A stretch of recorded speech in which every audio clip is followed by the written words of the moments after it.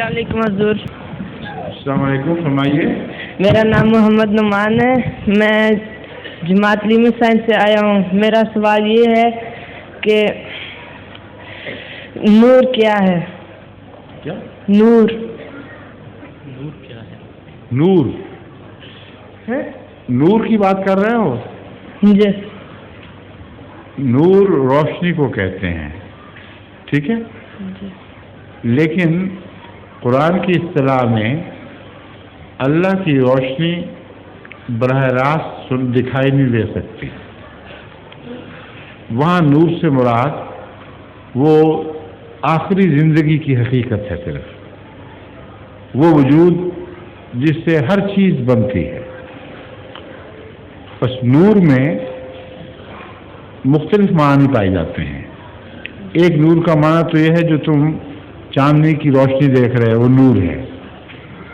دن کو روشنی دیکھتے ہو، اس کو بھی ضیاء کہہ دیتے ہو یا نور کہہ دیتے ہو. یہ دیکھو سامنے روشنی جل رہی ہے، یہ بھی ایک نور ہے، ٹھیک ہے. لیکن قرآن کی اصطلاح میں اصل نور وہ ہے جس کے ذریعے وجود پیدا ہوتا ہے، جس کے ذریعے ہر حقیقت ظاہر ہوتی ہے، جس کے ذریعے خدا کی صفات ظاہر ہوتی ہیں. اس نور کو تم نہیں دیکھ سکتے مگر اس کے جلووں کو دیکھ سکتے ہو. سمجھے ہو؟ جس طرح ایک سکرین ہے، اس کے پیچھے جب بلب روشن ہو جائے تو اندھیرے میں وہ سکرین دکھائی دینے لگتی ہے، اور اگر بلب بجھا دو تو اندھیرے میں سکرین بھی دکھائی نہیں دے گی.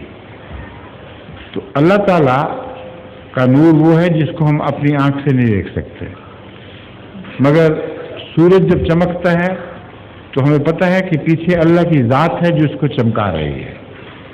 محمد رسول اللہ صلی اللہ علیہ وسلم کا جلوہ ظاہر ہوتا ہے تو ہمیں پتہ ہے کہ پیچھے خدا کی ذات ہے جو اس جلوے کو دکھا رہی ہے. کھانا پینا، روٹی پانی، زمین آسمان، ہر چیز اللہ کے نور کی وجہ سے جلوہ گر ہے. ان معنوں میں اللہ فرماتا ہے اللہ نور السماوات والارض، کہ اللہ آسمانوں اور زمین کا نور ہے. وہاں نور سے مراد یہ ظاہری روشنی نہیں ہے، مراد یہ ہے اللہ ہی کی حقیقت سے زمین اور آسمان کی حقیقتیں قائم ہیں، اور وہ پردہ ہیں جن کے پیچھے ہمیں خدا دکھائی دیتا ہے. یہ نور کے آخری معنی ہیں.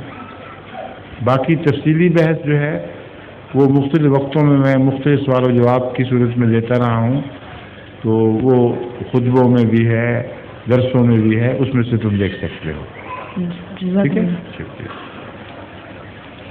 ظہور مہدی آخر زمان